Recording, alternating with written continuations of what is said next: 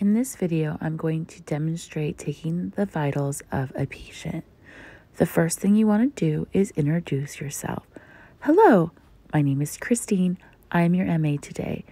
And the next thing you want to do is verify your patient's first and last name and date of birth. And make sure that you write that on the patient's record. After confirming the patient's identity and writing it in their patient's record, you're going to take the patient's temperature.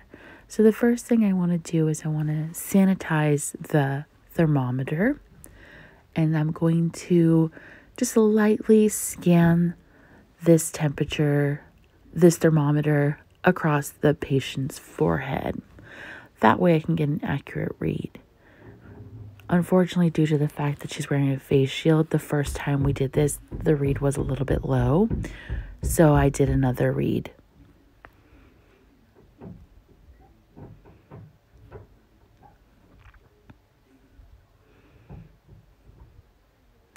And then we got an accurate read.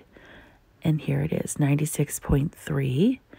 And after getting that, I make sure that I record her temperature in her patient records. You want to make sure that you document everything accordingly. The next thing, I'm going to ask for the patient's arm, and I'm going to place the blood pressure cuff nicely around her arm in a comfortable manner, and making sure that the arrow is facing downwards towards the artery.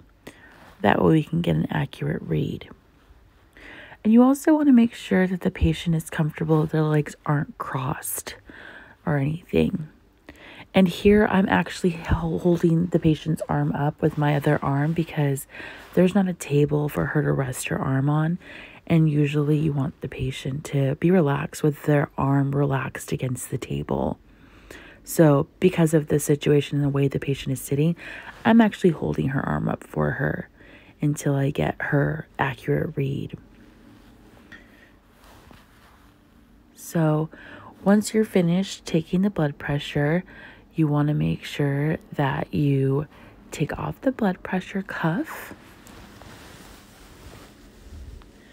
and write down the number in the patient's record.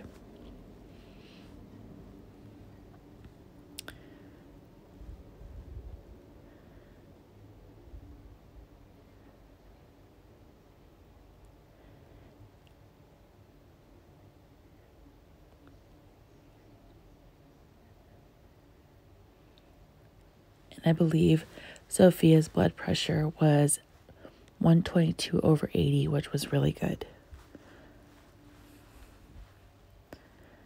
So I make sure I put the blood pressure cuff away and I record her readings in her patient's chart.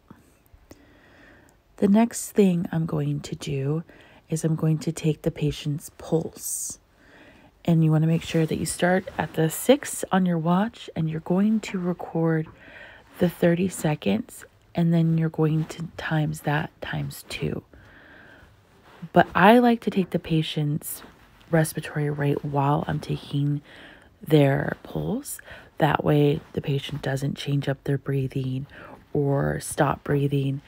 They think I'm just taking their pulse, and I'm actually watching their chest while I'm taking their pulse, and I'm going to get their pulse and their respiratory read at the same time. This makes it a lot easier for you, and it also helps the patient not freak out. So this was my example of taking vitals on a patient. Thank you. Have a great day.